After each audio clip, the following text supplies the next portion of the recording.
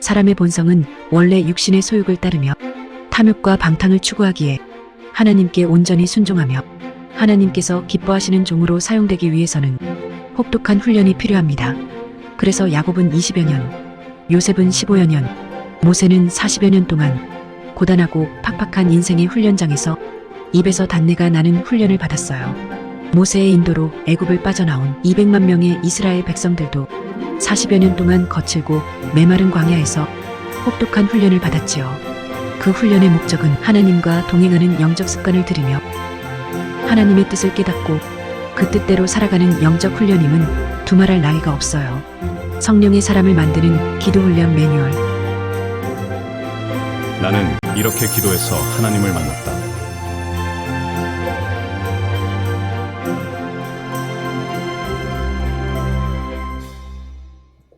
우리 하나님의 말씀은 창세기 15장 1절 한 절만 읽겠습니다.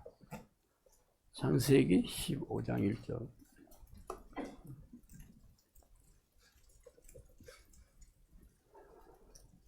창세기 15장 1절 다 찾으셔서 한 목소리 읽어보겠습니다.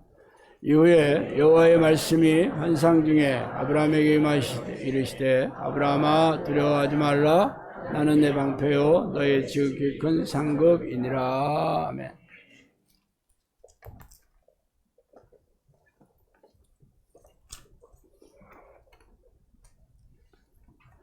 오늘은 당신에게 인생 최고의 자산은 무엇인가 하는 제목으로 전해를 하겠습니다. 아시다시피 지금 우리는 과거에 경험해 보지 못한 두렵고 불안한 세상 속으로 들어가고 있습니다. 최근에는 먼 나라 얘기인 줄 알았던 대형 산불로 수천 채의 집이 불이 타고 수많은 사상자가 생겨났고, 사실 100년에 한 번 날까 말까한 항공기 사고로 수백 명의 목숨이 잃어버리기도 했습니다. 그뿐 아니라 혹독한 불황의 서곡으로 미국 대통령 트럼프의 관세 위협으로 세상이 온통 혼란의 도가니에 빠져들고 있습니다. 그렇지 않아도 국내 불황이 지속되는 와중에서 이런 일이 생겼다는 것은 상처 위에 소금을 붓는 극심한 고통이 시작될 거라는 것을 보여주고 있는 징표입니다. 그러나 아직 우리는 그 고통이 얼마나 심각한지를 실감하지 못하고 있죠.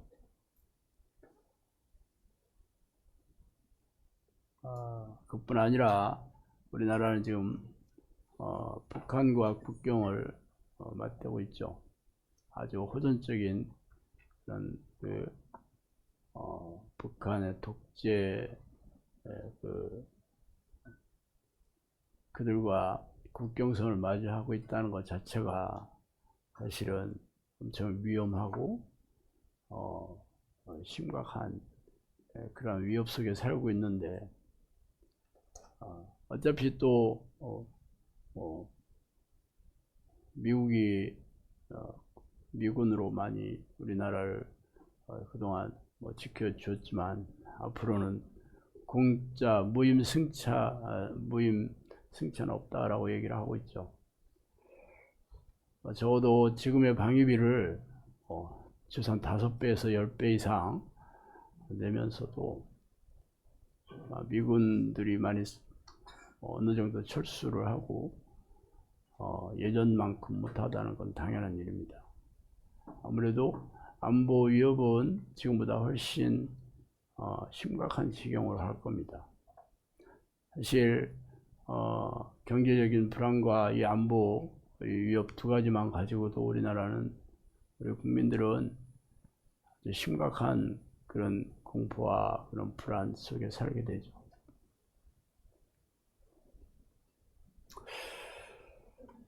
그렇지만 왜 이런 일이 한꺼번에 이렇게 닥쳤을까? 우리가 뭐 저도 나이가 지금 6학년 5반인데 물론 살면서 그 이런저런 불행한 일들도 많이 지켜봤지만 지금처럼 한꺼번에 이런 일이 이렇게 겹쳐서 이렇게 일어나는 경우는 참 없었죠. 제가 설교 때마다 말씀드렸다시피 성령께서 심판의 날, 종말의 날이 초입교에 들어왔다고 여러 번 말씀하셨고, 그 종말이 지금까지 연기된 이유가 2000년 동안 뭐 성경을 쓰여졌던 시대만 하더라도 자신들, 성경 기자들이 자신들이 살아있는 동안에 예수님이 재림하실 거라고 믿었습니다. 왜냐하면 예수님이 곧 오시겠다 그렇게 얘기하셨거든요. 곧 오시겠다 그랬는데 2000년이 지나도 아직 안 오시고 있잖아요. 그래서 사람들은 그런 종말에 대한 두려움이나 종말에 대한 어떤 그 긴장감을 다 놓아버렸죠. 왜냐하면 그런 일이 안 일어나니까. 근데 성령께서는 저에게 종말이 연기되는 이유가 기도를 쉬는 자들에게 기회를 주기 위해서다 그렇게 얘기했거든요. 기도 안 하는 자들이 기도할 수 있는 기회를 준다는 얘기는, 기도 안 하다가 여러분이 기도 언제 해요? 불행과 고통스러운 사건이 생기면 기도하지 되잖아요. 이 교회를 안 다니는 사람도 물속에 빠지면 뭔 얘기해요? 뭐 하나님 소리가 절로 나오잖아. 이렇듯이 그동안 안락한 삶에 빠져서 기도를 잃어버렸던 수많은 크리스천들에게 기도할 수 있는 기회라는 것은 고통의 날을 통해서, 고난을 통해서 그런 기도를 하게 된다는 얘기잖아요. 그렇지만 뭐 그것도 뭐 신목사 네가 들었던 얘기가 무슨 성령님께서 하셨는지 뭐 인정하기도 쉽지 않고, 또 뭐 그렇다 하더라도, 설령 맞다 하더라도 뭐 나는 뭐 기도 다 잘하고 있다 그렇게 생각하는 분들 많잖아요. 그리고 과연 하나님께서 이 세상 나라를 쥐락펴락하고 계시냐?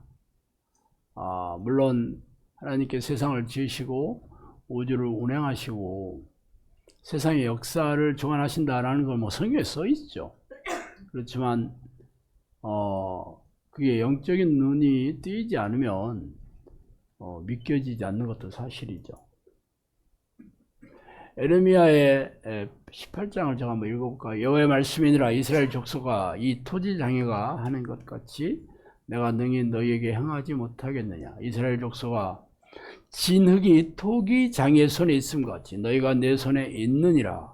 내가 어느 민족이나 국가를 뽑거나 부수거나 멸하라 할 때, 만일 내가 말한 그 민족이 그의 악에서 돌이키면 내가 그에게 내리기로 한 생각했던 재앙에 대하여 뜻을 돌이키겠고, 내가 어느 민족이나 국가를 건설하거나 심으려 할 때 만일 그들이 나보기에 악한 것을 행하여 내 목소리를 청종하지 아니하면 내가 그에게 유익하리라 한 복에 대하여 뜻을 돌이키리라. 나라를 흥하게도 할 수 있고 멸하게도 할 수 있는데, 내가 멸하라 할 때 그 민족이 악에서 돌이켜 회개하고서 다시 하나님의 말씀에 순종한다면 내가 그 뜻을 돌이키겠다. 그렇지만 거꾸로 내가 그 나라를 흥하게 하고 번영하게 하려고 하는데 그들이 나보기 악한 것을 행하여 내 뜻에 순종하지 아니하면 복을 재앙으로 바꾸겠다라는 얘기잖아요. 물론 뭐 성경에만 있는 얘기지, 뭐 여러분들이 수천 년 살아가지고 나라의 흥망성쇠를 여러분이 경험해 보지 못했잖아. 뭐 1000년 정도 살아야지 흥망성쇠를 어느 정도 실감이 나는데 이제 겨우 몇십 년 살아가지고 어떻게 알겠어? 그죠? 그것을 아는 거는 개인에 대한 개인의 퍼스널 히스토리 아니겠어요? 개인적인 인생의 역사를 통해서 내가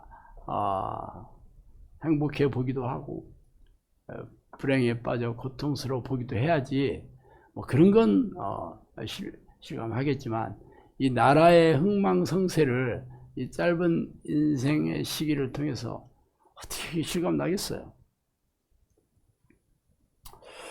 근데 이 성경이 진리신 하나님의 말씀이라고 믿게 되는 거는 결국 하나님께서 이 세상을 이렇게 다스리시는구나 하고 깨달은 사람들은 거의 없습니다.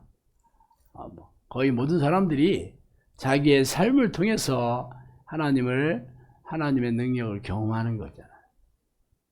그래 하는 거죠. 지금 하나님께서 세상을 무지막지하게 흔들기로 작정하셨다고 하는 것은 뭐 개인적으로 얘기해 주신 것도 있지만 그동안 얘기해 주신 그 모든 예언의 말씀들이 성취된 개인적인 경험을 비추어 봐서 그 말씀도 진실일 거라고 당연히 유추할 수 있는 거잖아요.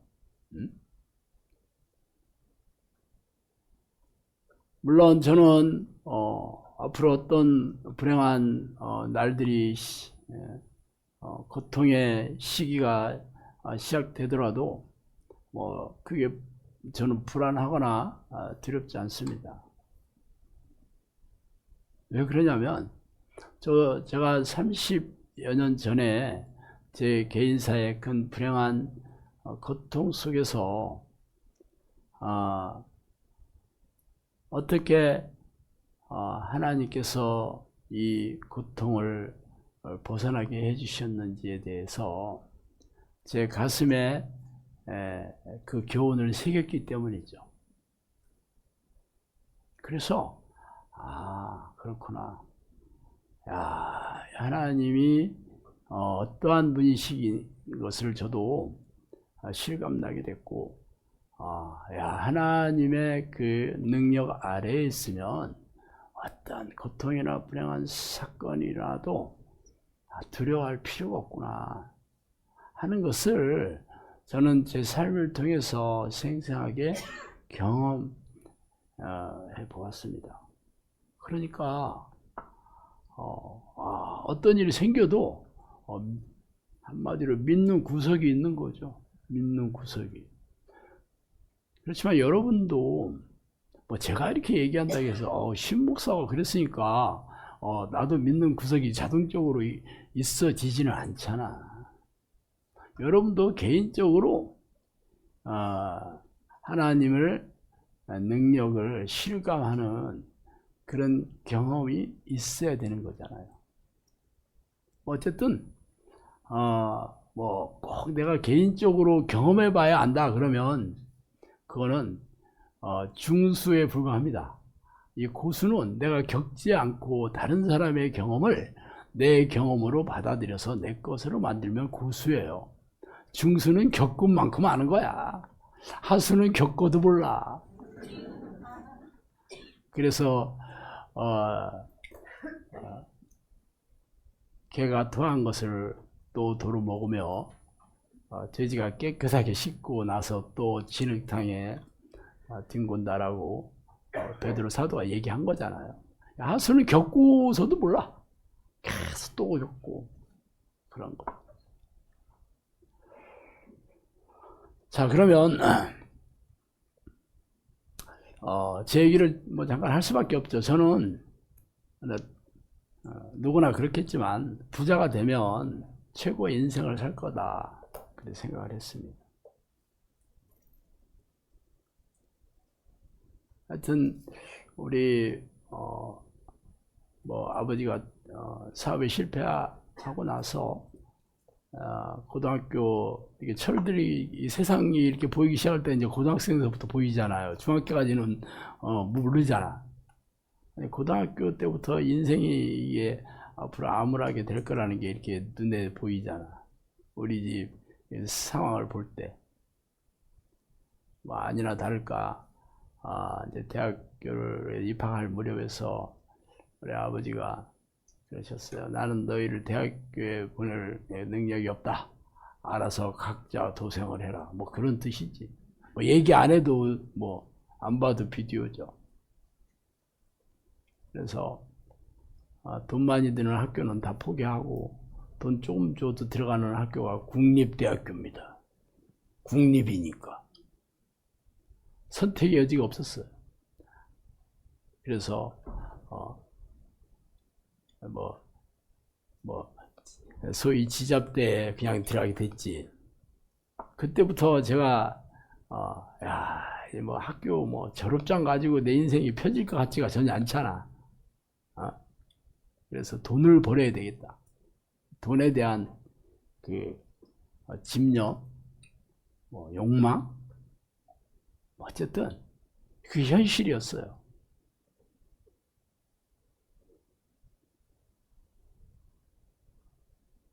아마 여러분 지금 모든 세상 사람들이 다 그렇잖아요. 우리나라 민족, 우리 민족도 워낙 가난하게 살았잖아.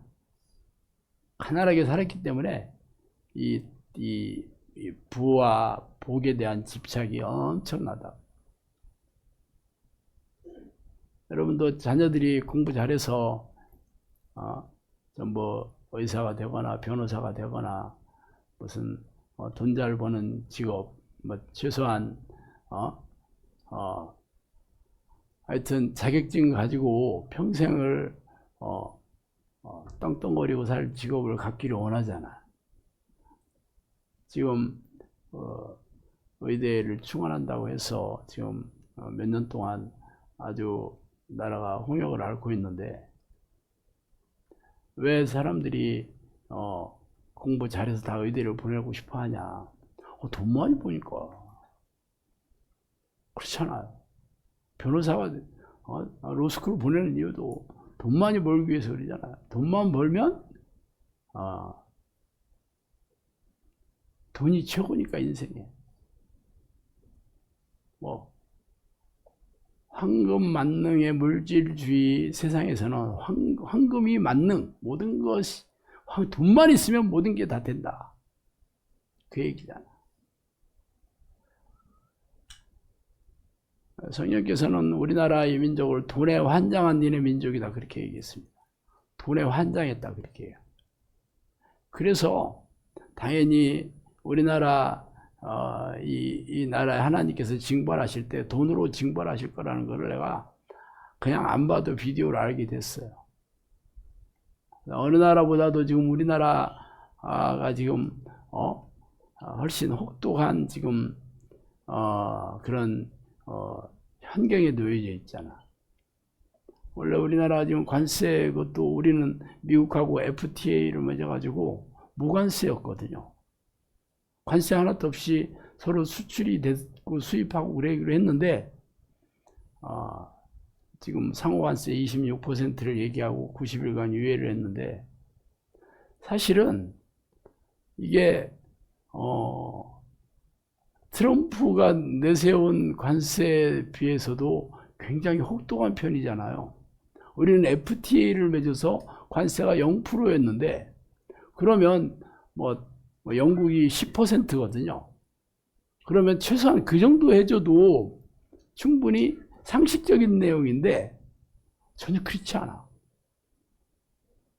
그리고 뭐 90일 이후에서는 다시 협상을 할 것이다 그러는데 뭐 봐봤잖아요. 최한이 10%고 최고가 지금 상호관세 얘기한 거다. 그러니까 26%에서 10% 내에서 협상할 것이다 그 얘기잖아. 어차피 10%도 엄청난 거예요. 여러분 장사해가지고 수익률 10% 나기 쉽지 않아요. 오렌 버핏이 투자의 귀재인데 이 사람이 1년 연 수익률이 10%예요. 그만큼 10%가 엄청난 수익률이야. 여러분 그 은행에 그 저축하면 이자가 몇 %야? 이자 2% 뭐 3%밖에 안 줘요. 근데 대출해봐, 대출하면 최하 5% 6%야. 그것도 담보했을 때. 신용은 10%에 넘어가죠. 여러분 신용카드 긁으면 무조건 10% 이상이에요. 여러분이 저축 아무리 해도 저축 정기예금 금리 뭐 특판 뭐 어쩌고 해도 3% 4% 안 넘어가 절대. 근데 빌렸다 그러면 여러분이 아무리 담보는 무조건 뭐 아파트 담보 대출 해도 뭐 5% 6% 그런 거 없다 그러면 10% 기본이에요.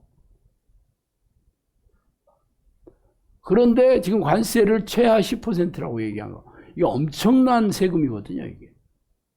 최하가 앞으로 그렇게 협상하겠다 지금 얘기하잖아. 당연히 우리나라에서 미국에 수출을 하려면 그 나라 가서 공장을 짓고 해야 돼. 그래야 먹고 산다는 거예요. 그래서 지금 현대자동차 정의선 회장이 지금 미국에 공장 짓겠다. 지금 그게 15조인가 뭐 35조인가 뭐 수십조를 투자하겠다고 지금 얘기했잖아, 트럼프한테. 그럼 거기 가서 공장을 짓고 거기서 종업원들 다 미국 사람 고용하고 거기서 세금 내고 다 하는 거죠. 사실 우리나라하고 별 상관이 없어요. 우리나라하고 상관이 없어. 수출하는 사실 수출해도 그냥 세금이나 좀 우리나라에 수출한 건 세금 좀 내는 거지. 근데 중소기업 같은 경우는 결국은 다 미국으로 따라가든지 아니면 접어야 되는 거죠. 어차피 자동차나 철강이나 알루미늄은 그건 협상 대상도 아니에요. 그건 빼고 얘기하는 거지. 얼마나 심각한지 여러분들은 사업을 안 해봐서 몰라. 사업할 필요 없어요. 해봐. 알아도 별거 없어. 할 것도 없어. 이렇게 심각해요. 아직 여러분이 잘 모르면 조금만 기다리면 알아요. 결국 중소기업들 문 닫고 실업자만 늘어나고 당장 세금이 안 거치면 복지부터 줄입니다. 자릅니다. 복지부터 잘라. 노인 일자리 무조건 줄어들지. 잘 모르면 우리 박성수 코치한테 물어봐요. 벌써부터 줄어들기 시작했다 하더라고. 시작도 안 했는데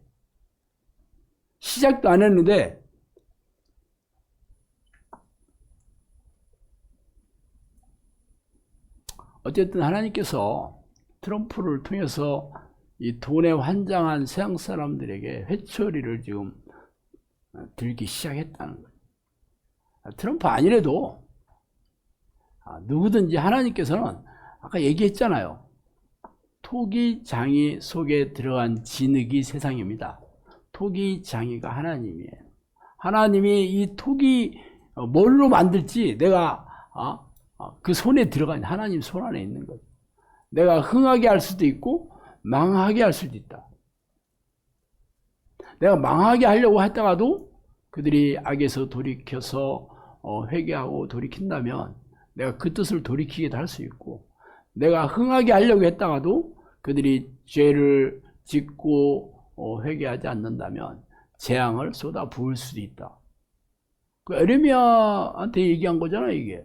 그 당시에 그 에레미야가 유다, 북이스라엘은 아수리에 망하고 남유다가 지금 바벨론의 침공을 받을 때 얘기한 거거든요. 그래서 회개하면 내가 바벨론의 그 망하게 하는 것을 내가 돌이키겠다고 지금 예레미야를 통해서 계속 얘기한 거예요. 그게 말 안 듣잖아. 그게 어떻게 됐어? 망했잖아. 계속 말 안 들어.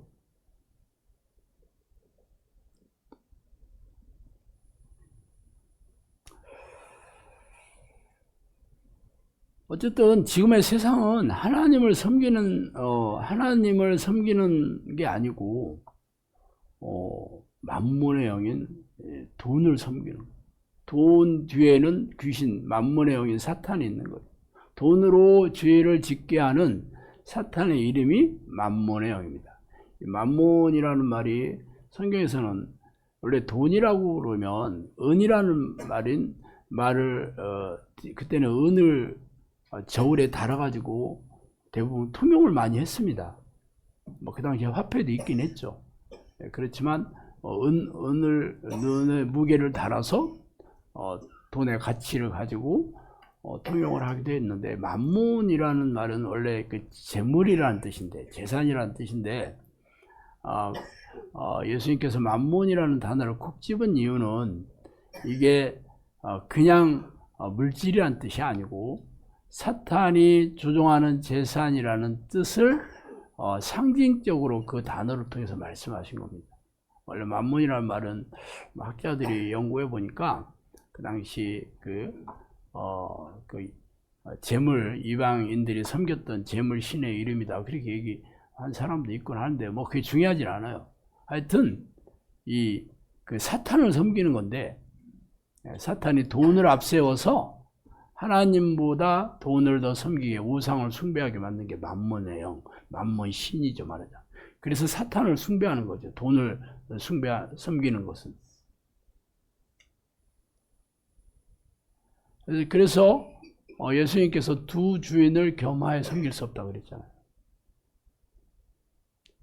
그래서 부하려 하는 자들은 시험과 올무와 여러 가지 어리석고 해로운 욕심에 떨어지나니 곧 사람으로 파멸과 멸망에 빠지게 하는 것이라.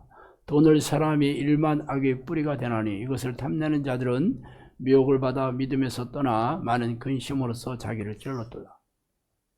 디모데전서 6장 90절 나오게. 그러니까 부자가 되고 싶어 하는 자들은 결국 파멸과 멸망에 떨어지게 된다.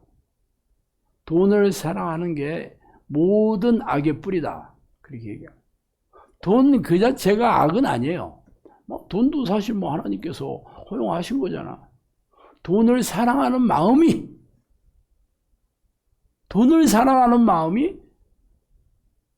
이게 돈이라는 우상을 섬기는 거죠.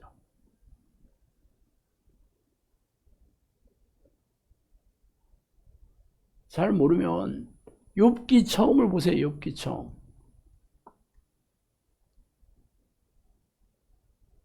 여호와께서 사탄에게 이르시되 내가 내 종 욥을 주의하여 보았느냐. 그가 같이 온전하고 정직하여 하나님을 경외하며 악에서 떠난 자는 세상에 없느니라. 자, 하나님이 욥을 이렇게 평가합니다. 온전하고 정직하고 하나님을 두려워하며 악에서 떠난 의인이다. 세상에 없다, 이런 사람. 그러니까 사탄이 뭘 하겠어요? 사탄이 여호와께 대답하여 이르시되 욥이 어찌 까닭없이 하나님을 경외하리이까? 주께서 그와 그의 집과 그의 모든 소유물을 울타리로 두르심 때문에 아니니까. 주께서 그의 손을 하는 바를 복되게 하사 그의 소물이 땅에 넘치도록 하셨음이니이다. 하나님께서 부자 만들어줬기 때문에 욥이 하나님을 잘 섬긴다, 그렇게 얘기해요. 그러면서 제안을 하죠. 이제 손을 펴서 그의 소유물을 치소서. 그리하면 틀림없이 주를 향하여 욕하지 아니하겠는가. 소유물을 다 뺏어 봐요. 그래도 하나님을 잘 섬기겠냐? 절대 아니다. 돈 때문에 그런 거다. 그러니까 해봐라 그랬죠. 네가 해봐. 그래서 어떻게 했어요? 있는 재산을 전부 내가 그의 소유물을 다 내 손에 맡기노라. 하나님께서 욥의 재산을 사탄한테 맡기겠다, 허락했어. 알아서 해. 그러니까 사탄의 여호 앞에서 물러나니라. 하루는 욥의 자녀들이 그 맏아들의 집에서 음식을 먹으며 포도주를 마실 때 사안이 욥에게 와서 아뢰되 소는 밭을 갈고 나귀는 그 옆에서 풀을 먹는데 스밧 사람이 갑자기 이를 겉들을 빼앗고 칼로 종들을 죽였나이다. 나만 홀로 피하였으므로 죽게 아래로 갔나이다. 그가 아직 말하는 동안에 또 한 사람이 와서 아뢰되 하나님의 불이 하늘에서 떨어져 양과 종들을 살라버렸나이다. 나만 홀로 피하였으므로 주님께 아래로 왔느라. 그가 아직 말하는 동안에 또 한 사람이 와서 이르되 갈대아 사람들이 쇠머리를 지어 갑자기 낙타에게 달려들어 그것을 빼앗으며 칼로 종들을 죽였나이다. 나만 홀로 피하였으므로 주님께 아뢰로 왔느라. 재산 다 없애죠.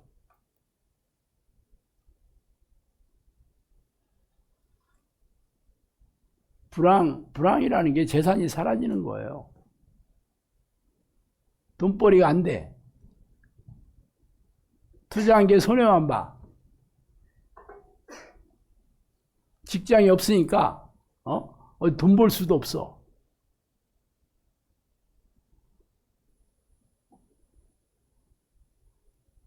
앞으로 그런 일들이 지속된다는 얘기죠. 지속된다.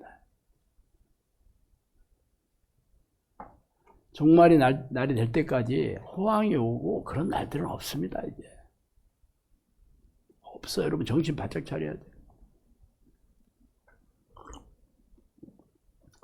제가 그러면 우리가 무엇을 믿고 우리가 믿는 구석이 뭐냐 이거지.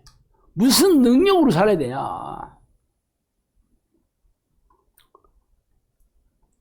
그것을 얘기하려고 해요. 오늘 읽은 창세기 15장 1절 말씀이 하나님께서 아브라함에게 나타나서 얘기한 얘기입니다. 아브라함아 두려워하지 말라. 나는 내 방패요 너의 지극히 큰 상급이니라. 방패가 뭐 하는 거야? 싸울 때 칼이나 화살을 막는 도구가 방패죠. 모든 위험에서 보호해 주시는 게 방패잖아. 어떠한 환난이나 고난이나 불행한 사건에서 지켜 보호해 주시는, 그게 하나님이 내가 네 방패 되겠다 이 얘기야.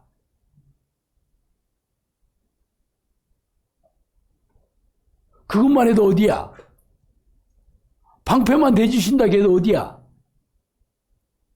그런데 방패일 뿐만 아니라 내가 너의 상이 되게 해줘. 네 상이야. 하나님이 상이야. 우리가 로또 복권 당첨돼도 10매덕이잖아. 그게 상금이라고 하잖아요. 상금. 상금. 이 보상금하고 그냥 상금하고는 틀립니다. 상금은 그냥 프라이즈예요. 프라이즈. 그냥 주는 거예요.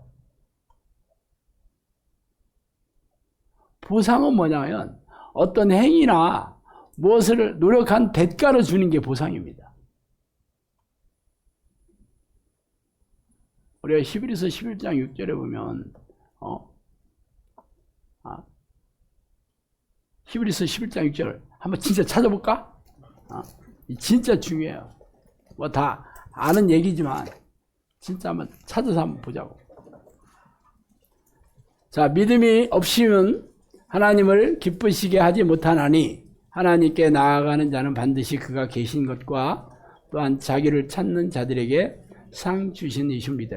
여기서 말하는 상은 프라이즈가 아니고 리워드입니다. 리워드. 보상이에요. 보상. 그냥 번역은 똑같이 상으로 했죠. 전혀 다른 상이에요. 이거는 그냥 공짜로 주는 게 아니고 그가 계신 것과 자기를 찾는 자들에게 보상해 주시는 분이에요. 이렇게 안 하면 보상이라는 건 없어. 여기서 아브라함에게는 그냥 상으로 내가 네 상이다 이렇게 얘기한 거예요. 이미 아브라함의 믿음을 하나님께서 인정해 주신 겁니다. 아브라함이 하나님을 믿음에 그를 의롭다고 이미 인정해 줬어요. 그러고 나서는 무조건 상이 되시는 거예요. 그래서 우리는 아직 인정 못 받았잖아. 그래서 하나님을 찾는 자들과 하나님 그가 계신 걸 믿는 이 믿음을 보이면 그거에 대한 보상이 있는 겁니다.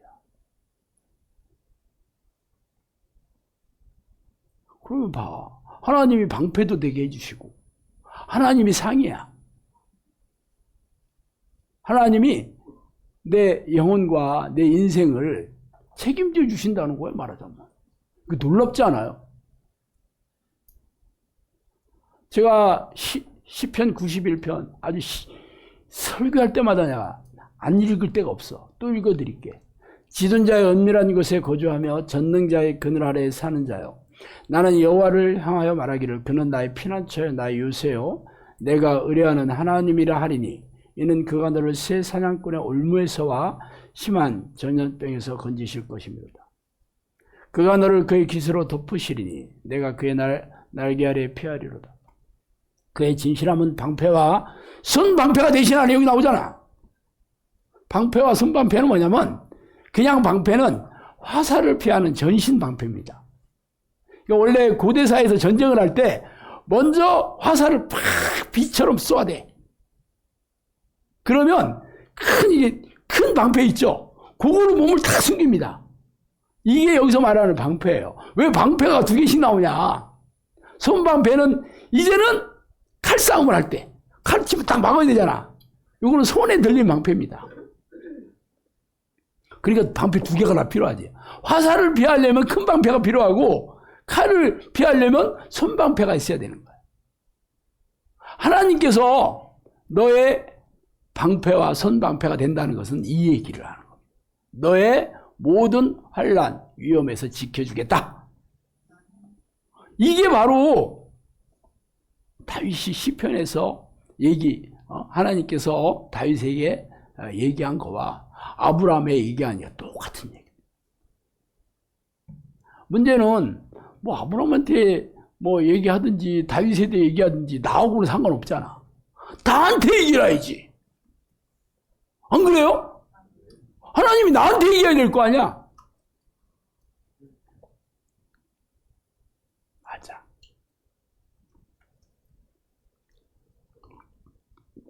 사실 여러분이 뭐를 지켜주시기를 원해? 세 가지지. 처음에 돈으로부터 지켜주시기 원하지. 구멍 뚫린 지갑이 되지 않기를 원하죠. 뭐 사업하면 망한다 이러면 안 되잖아.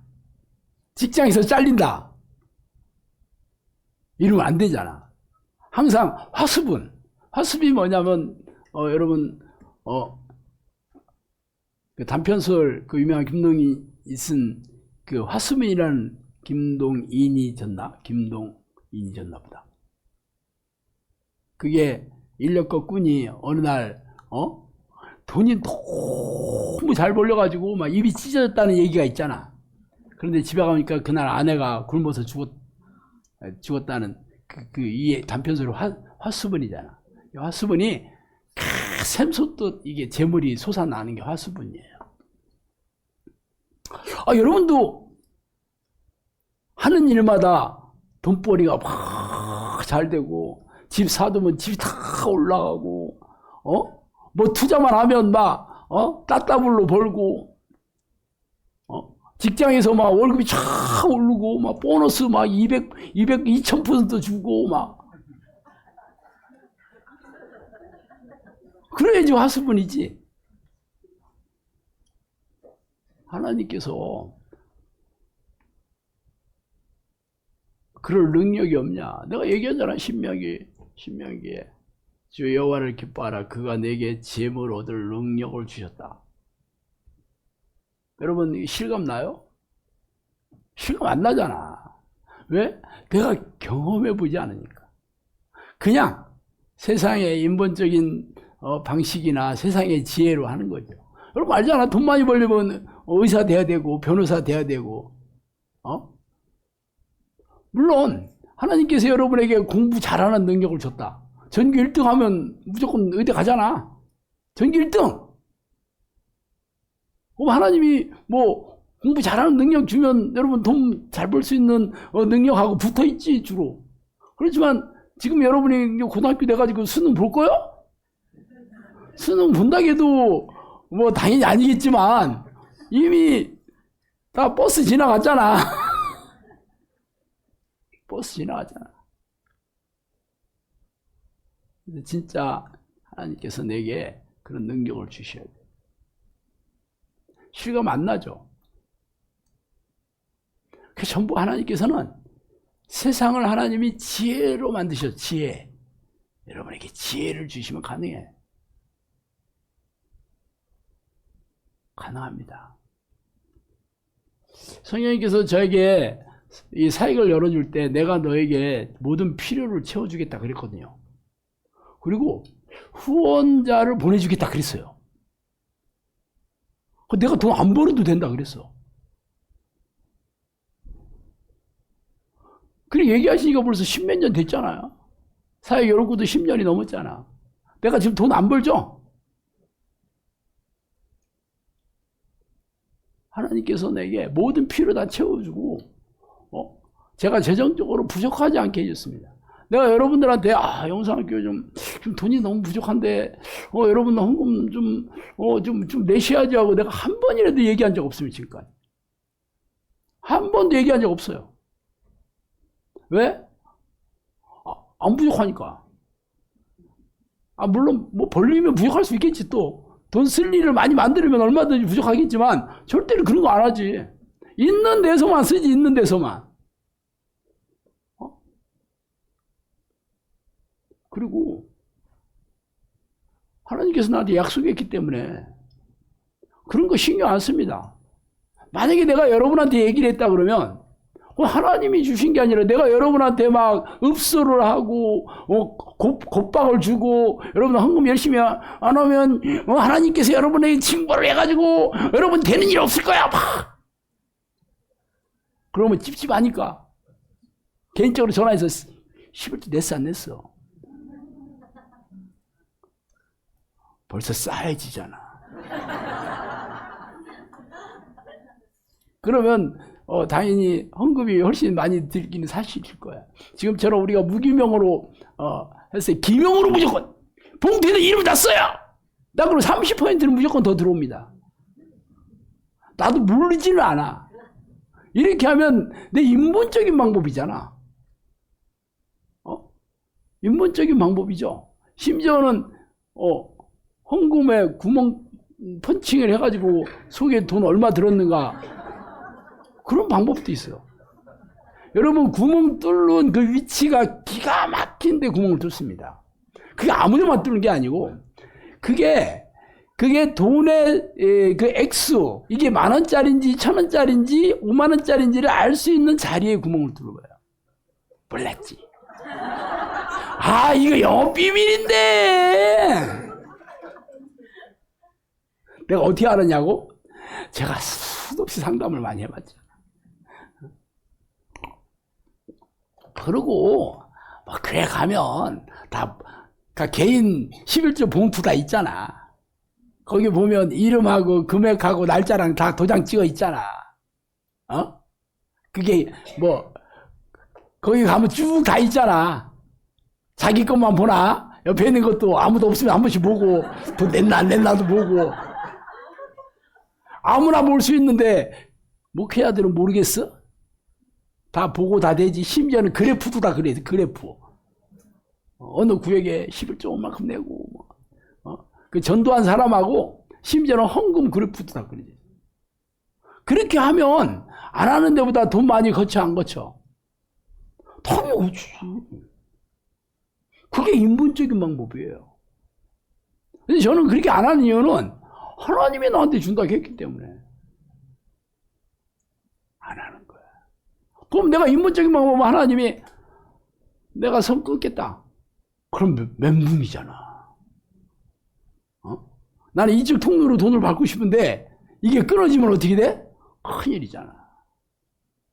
그래서 잘 보이지 하나님한테. 하나님께 주시겠다고 했으니까 하나님한테만 잘 보이면 돼. 여러분한테 그런 얘기 할 필요가 없는 거야. 근데 일반 다른 교회는 하나님으로부터 이런 약속이 없기 때문에 인본적인 방식으로 하는 거예요. 그게 교회의 관행이래. 심지어는 어떤 사람이 그걸 해야지 이게 세금 환급도 받고 기부금 영수증이 있어야지 됩니다. 그래서 다 공개를 해야 된대. 아니 그러면 신청한 사람들만 그렇게 하라고 하지 왜 모든 사람들한테 그러는 거야? 사실 직장 안 다니는 사람들은 뭐 기부금 영수증 어디에 세금 환급 받을 일도 없어. 그죠? 그렇잖아. 그 직장 다니는 사람이라고 또 환급 받는 거지. 그럼 그런 사람들한테 신청해서 하면 되는 거지 왜 모든 사람들한테 다 하라는 거야? 그게 꼼수예요, 꼼수. 우리도 사실은 올해서부터는 종교단체로 이름을 바꿨잖아요. 그전에는 비영리단체였다가 올해서부터는 종교단체로 바꿔서 기본 영수증 발행할 수 있죠. 그러니까 그걸 하려면 사무 그것만 전적으로 매달리는 사무원이 한 명 있어서 전부 기록해가지고 누구는 1년에 얼마 내서 그걸 다 기록해놓고 나중에 신청을 하면 거기에 맞춰서 영수증 떼어줘야 되잖아.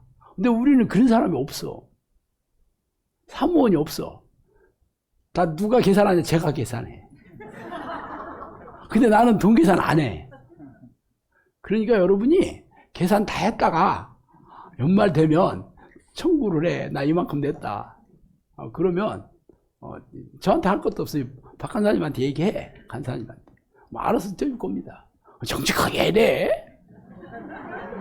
물론 정직하게 안 해도 뭐 내 돈 나가는 건 없어. 그렇지만 하나님은 다 알고 계시겠지. 그것도 사실 그거를 하기 위해서 종교단체를 바꾼 건 아닌데 어떻게 그것도 할 수 있으면 좋은 거지 뭐 나라에서 세금 환급 받을 수 있으면 그 전에는 우리가 현금 영수증을 발행해서 받게 해줬는데 그거보다는 이게 훨씬 낫죠. 기부금 영수증 받는 게. 어쨌든 그렇습니다. 자, 하나님께서 돈을 벌 능력도 있으시고 돈을 벌게 해줄 능력도 있고 또 돈을 새나가지 않게 해줄 능력도 있어요. 그래서 하나님의 사람들, 구약시대에 아브라함은 거부였죠. 자기 개인 병사만 300명이 넘었어. 종들만 300명이 넘었다 그러면 거부 아니야? 아브라함 아들이 이삭입니다. 이삭만 주순 게 아니요. 이 사람이 종들도 많았고 막 가는 곳마다 이게 하는 일이 잘 됐잖아. 그래서 거부였죠. 이삭도. 그 아들이 에서하고 야곱이잖아. 에서도 사실은 한 민족을 이뤘지만 야곱은 얼마나 야곱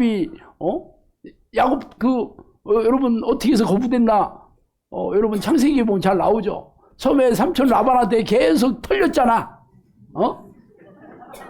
계속 마누라 그 딸 2명 가지고 그냥 처음에 라헬을 달라고 했더니 라헬 줄게. 그러다가 막상 첫날 밤 지내고 아침에 얼굴 딱 보니까 딴 여자잖아.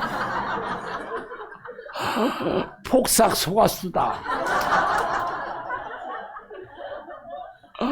그래가지고 아니 하고 당국이 장인한테 대드니까 우리나라 법원 순서대로야. 그럼 7년도 해. 그래가지고 7년도 했다는 거 아니야. 이렇게 사기를 계속 당한 거잖아.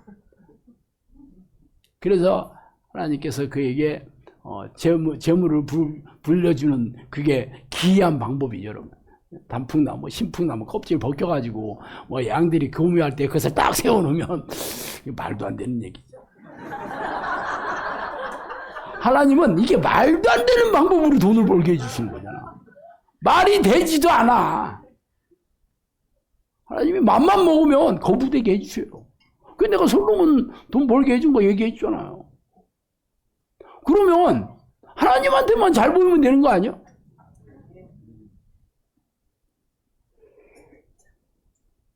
하나님이 저한테 그랬어요. 내가 너한테 뭐 재정적으로 부족하지 않게 해주시겠다 그랬잖아. 그런데 그 얘기를 이 사역이 열리기 전에 얘기해 준 거거든요. 앞으로 사역이 열어줄 때 재정적으로 해주겠다 그랬거든요. 그런데 나는 그게 어떤 식으로 이게 될 줄을 몰랐잖아. 그러면 인간적인 방법이라면 그래 하나님께서 양들을 때려 보내주고 특히 돈 많은 양들 의사 변호사 뭐 공인회계사 아니면 뭐 건물주 하나님 바로 밑에 건물주가 있잖아. 이런 분들 많이 와가지고 헌금 11조 빵빵하게 내면 되는 거잖아. 그럼 이 사람들이 많은 곳에 교회를 차려야지. 그게 대도시 신도시 그런 데로 가야 되는 거잖아. 그런데 이게 하나님께서 보내주신 데가 어디야? 이 시골에 신리면 송암리 가보니까 30년 된 농가주택에 내가 인구조사 딱 보니까 신리면에 그때 할머니 할아버지 5,000명도 안 산 지금은 3,000 몇 명으로 줄었다 하대 10년 만에. 아니 이 할머니 할아버지 돈이 있겠어 없겠어? 그러니까 이거는 오로지 하나님이 기적처럼 해주셔야 되는 거지 내 힘으로 할 게 없잖아. 그리고 뭐 교인도 한 명도 없이 시작했잖아요. 시골에서 아무도 없이 시작했어요. 양들도 안 보내주신 거예요. 그럼 어떻게 해야 되냐? 이번에 고난주간이 시작되잖아요. 여러분 고난주간은 어떻게 됐어요? 그동안 교회 다니면 고난주간에는 새벽기도도 가고 경건하게 오락도 하면 안 되고 놀러 가서도 안 되고 노래방 같은 데 가서도 안 되고 내일 다니다가도 그 한 주간 가면 안 되잖아. 그리고 표정 관리하고 하나님 저 때문에 막 십자가에서 얼마나 아프셨을까요? 물론 그게 필요 없다는 거야. 그동안 교회에서 360일 동안은 신경도 하나도 안 쓰다가 한 주일 돼서 표정 관리하는 게 하나님 볼 때 얼마나 가증스럽겠어. 그래서 우리는 절기 딱 뭐 크리스마스 예배하고 부활절 절기 딱 곧 그 주제로 설교를 합니다. 그 외에는 아무것도 안 합니다. 그것 때문에 안 하는 거예요. 그러면 예수님께서 우리의 죄를 대신해서 십자에 못 박히시고 장에 찔리신 그 보혈을 우리가 진짜 그것을 기억하고 진짜 예수님께서 나의 죄를 위해서 그렇게 고난을 당하셨다 그러면 내가 얼마나 아프셨을까? 글쎄 창문에 팍 찔리면 너무 아플 것 같아. 그거 기억하라는 거야? 손바닥 글쎄 이거 못을 박혔을 때 막 진짜 아팠을 건데 막 그분이 나를 위해서 그거 기억하라는 얘기냐고. 그게 아니에요. 그게 아니고 그 보혈이 얼마나 가치 있는 거야.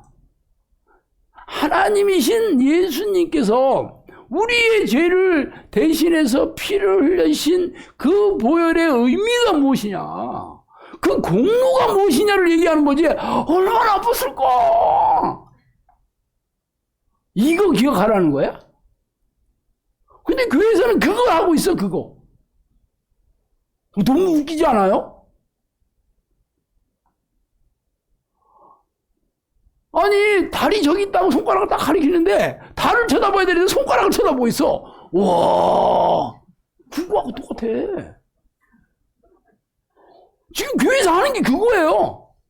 진짜 예수님이 원하시는 것은 그 보혈의 공로가 뭐야? 우리의 죄를 늘 미워해서 죄를 멀리하고 죄와 싸워서 이겨야 된다는, 그게 보혈의 능력이고 보혈의 공로고 보혈의 의미잖아. 우리가 날마다 보혈 찬송을 하고 이 보혈의 공로로 죄와 싸우고 귀신을 쫓아내고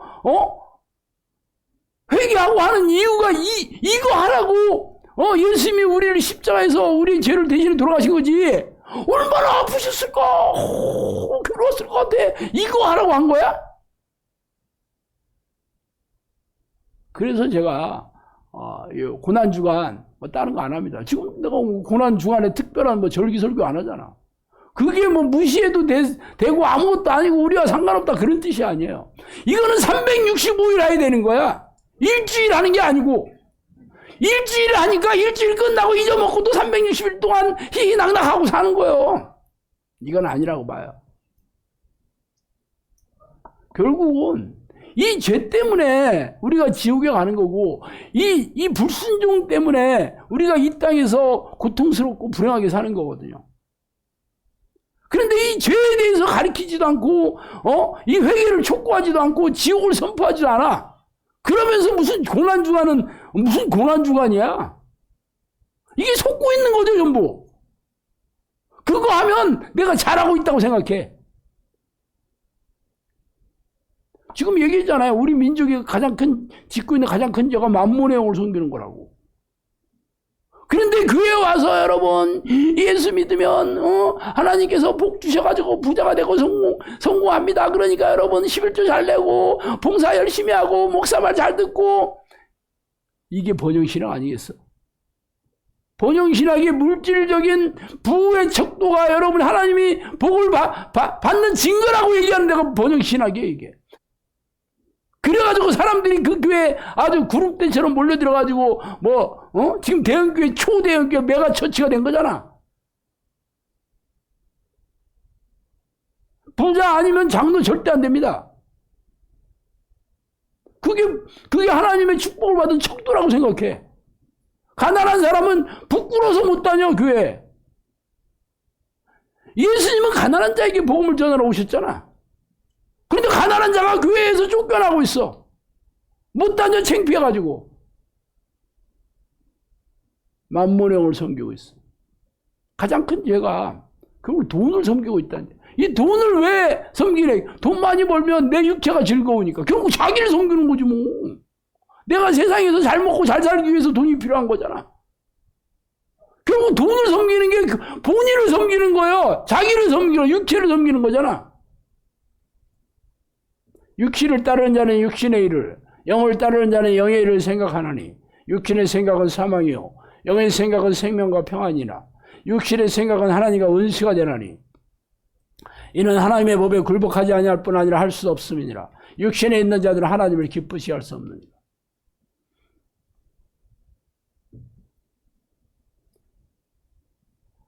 그는 허물과 죄로 죽었던 너희를 살리셨도다. 그때 너희는 그 가운데서 생하여 이 세상 풍조를 따르고 공중의 권세 잡은 자를 따랐으니 지금 불순종의 아들 가운데 역사하는 영이라. 전에는 다 우리도 그 가운데서 우리의 육체 욕심을 따라 지내며 육체와 마음이 원하는 것을 하여 다른 일과 같이 본질상 진노의 자녀였다. 육체와 마음이 원하는 것을 하는 게 본성이 전부 진노의 자녀, 지옥갈, 다 지옥갈 귀신들하고 동급이에요. 귀신의 새끼라는 뜻이야. 그래서 예수님께서 나를 따라오려거든 누구든지 자기를 부인하고 자기 십자가를 지고 따를 것이라고 얘기한 거예요. 자기 자아가 결국은 내 육체가 원하는 대로, 내 마음이 원하는 대로 사는 게 전부 불순종의 죄를 짓는 거니까. 그래서 나를 따라오려거든 자기를 죽이고. 그래서 사도 바울이 내가 그리스도와 함께 십자가에 못 박혔나요? 이제부터 내가 사는 게 아니다.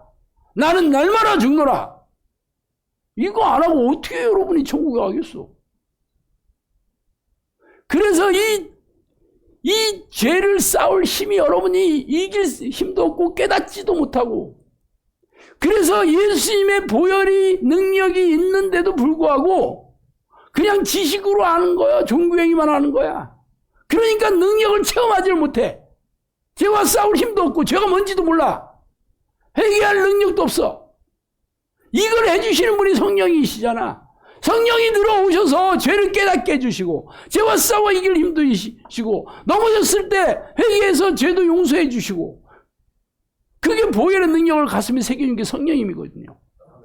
그래서 예수님 물과 피로 우리에게 임하신 분이 예수님이잖아. 물과 피와 성령은 하나다라고 얘기한 게 그 뜻이에요.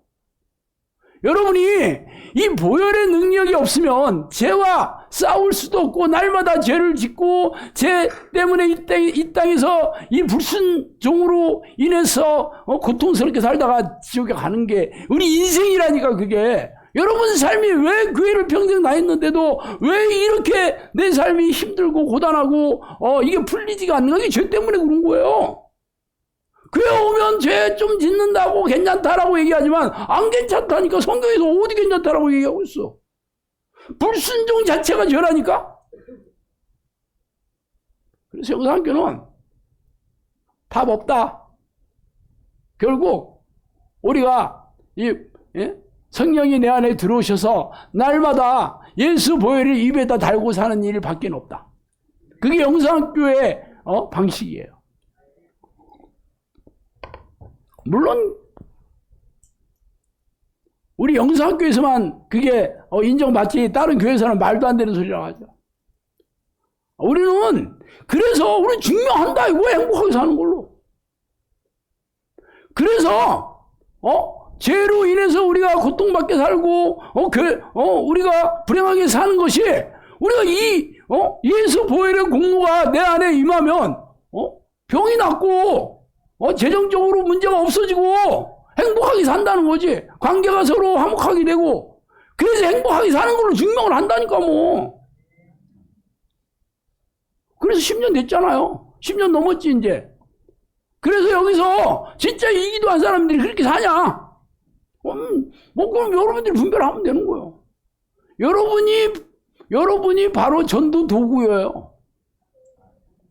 왜 지금 우리나라 이 교회가 다 무너지고 교인들이 다 떠나고 세상 사람들이 조롱과 멸시의 대상이 된 줄 알아요? 교인들의 얼굴을 보니까 야, 니네가 믿는 종교는 아닌 것 같아. 네 얼굴이 쓰여져 있어. 네 인생이 그렇게 쓰여져 있어. 너 교회 평생 다녀가지고 뭐 잘된 거 있냐? 그렇잖아요. 그래가지고 얘기도 꺼내지 못하게 하잖아, 지금. 당연히 교회 망하게 돼 있지, 지금. 앞으로 20년, 30년 지나면 지금의 3분의 1, 4분의 1도 안 남아요. 남은 것도 전부 껍데기밖에 없어. 왜? 아주 지긋지긋하거든. 교회 다니는 사람들 아주 말도 꺼내, 거기 가면 인생 다 털리고, 지갑 털리고, 재산 털리는 곳이야. 그렇게 인식이 돼버렸어요.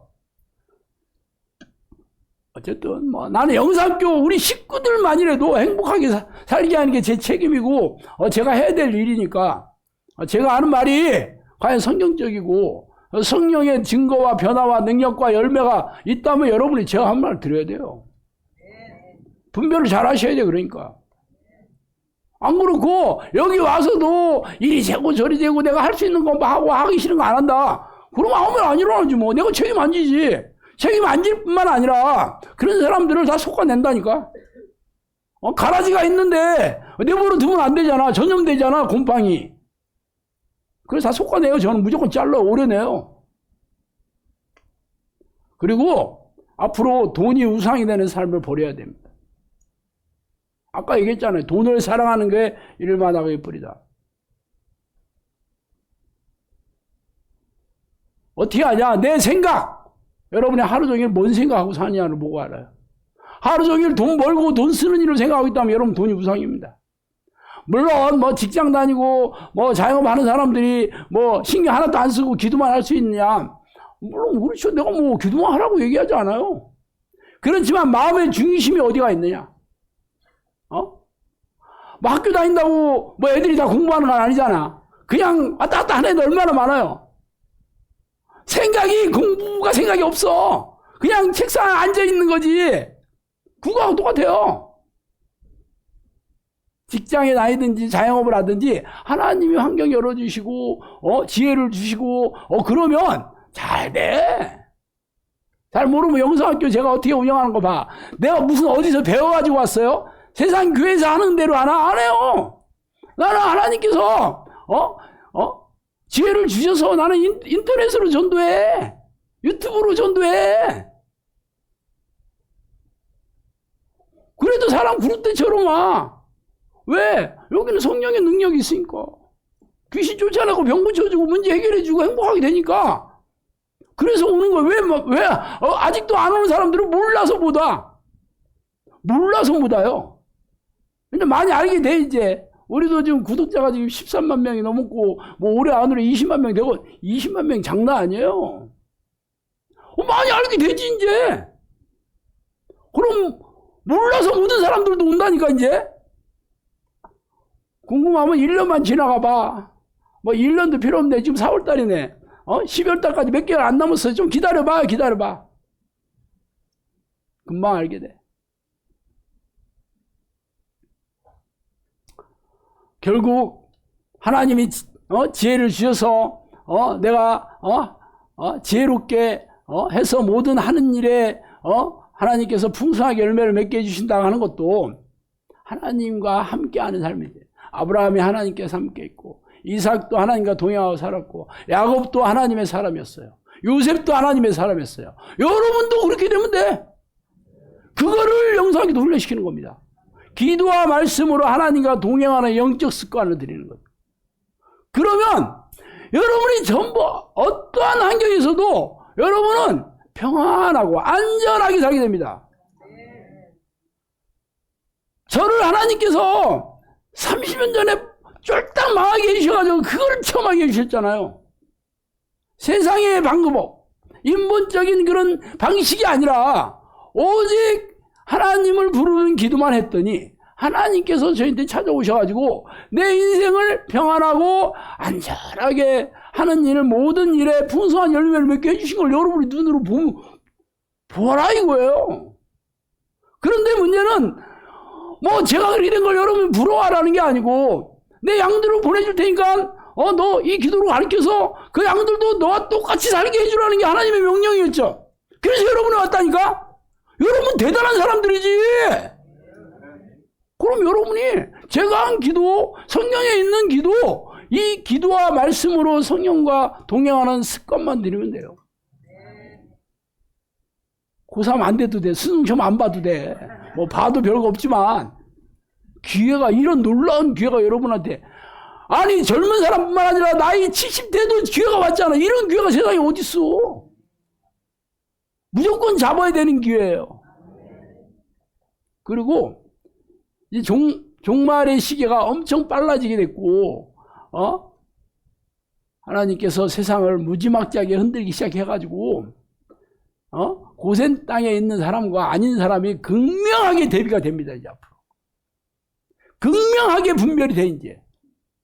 얼굴만 봐도, 너 왜 얼굴, 왜 이렇게 편안하지? 지금 우리가 편할 때가 아니잖아. 그렇게 사람들이 다 놀래야 돼. 여러분, 여기서 처음 오는 사람들 얼굴 다 알죠? 그러다가 1주, 2주, 여기서 싹 바뀌는 거 여러분 수도 없이 봤잖아. 우리 사장님, 엊그저께 나 이제 사람 된 거 같죠? 그러더라고. 본인 입으로 얘기하네, 본인 입으로. 본인이 느끼니 다른 사람은 말할 것도 없지. 평생 귀신한테 잡혀가지고 인생이 뭐 있었나. 진짜 하나님께서 불쌍히 여기서 영상학교 보내주셨지. 교회 가서 쫓겨났던 사람 아니에요. 교회 가서 그래가지고 하도 귀신이 막 사람들 막 그러니까 교회에서 다들 그냥 하나님 불쌍히 여기서 보내주셨지. 다른 사람 말할 것도 없어. 하여튼 여기 오면 이유를 막론하고 원인을 막론하고 하나님께서 여러분을 행복하게 평안하게 해주십니다. 그래서 아브라함처럼 우리도 하나님이 내 상이 돼야 돼. 내 아주 가장 뿌듯하게 여기고 내가 자부심을 갖고, 그게 상이잖아. 여러분 훈장이라도 하나 있어봐. 그거 뭐 맨날 닦고 싶지 않겠어? 안 그러겠어? 하나님이 내 훈장이 되는 거야. 얼마나 여러분이 대단하겠어. 와, 하나님이 내 훈장이야. 나는 하나님 때문에 내 인생이 이렇게 펴지고 있고 나는 행복하게 살고 있어. 다 그렇게 여러분이 고백하고 다녀야 되는 거야. 다 그렇게 하셔야 됩니다. 이렇게 또 하시겠어요. 하나님 아버지 감사합니다. 하나님, 세상은 공포와 불안과 두려움으로 함몰가 되어가는 이 시대, 이 종말의 날이 시시각각으로 다가오는 이 시대에 우리 영상학교 식구들은 고센 땅을 구별해야 되는 것처럼 우리 식구들의 영혼과 삶과 가정과 모든 사업장과 직장과 모든 하나님께서 이 모든 것들을 방패와 선방패가 되게 해주시고 상이 되게 해주셔서 날마다 내 얼굴을 하나님으로 말미암아 내 얼굴이 환하게 빛날 수 있도록 자랑할 수 있도록 저희들을 사용하여 주시옵소서. 감사하고 예수님 이름으로 기도합니다. 소속된 교회도 교단도 없던 믿음의 선진들, 성경의 위인들이 어떻게 하나님을 만나고 동행하는 삶을 살았을까요? 그가 그곳에서 여호와께 제단을 쌓고 여호와의 이름을 부르더라. 창세기 12장 8절. 그가 거기서 여호와의 이름을 불렀더라. 창세기 13장 4절. 나는 여호와의 이름을 부르리니. 열왕기상 18장 24절. 누구든지 여호와의 이름을 부르는 자는 구원을 얻으리니. 요엘 2장 32절. 성경에 나온 대로 저는 하나님을 부르는 기도를 통해 하나님을 만나고 동행하는 삶을 살고 있어요. 오랜 신앙생활에도 경험하지 못했던 놀라운 행복이 찾아왔고 이 땅에서 천국을 누리는 비결을 얻었죠. 이 행복의 비결을 나눠드리고 싶어 이 책을 쓰게 되었어요. 하나님을 만나는 놀라운 방법이 담긴 하나님을 만난 경험을 바탕으로 쓴 특별한 책. 크리스천 영성학교 신목사의 하나님을 만나는 법. 전국의 온오프라인 서점에서 만나보실 수 있습니다.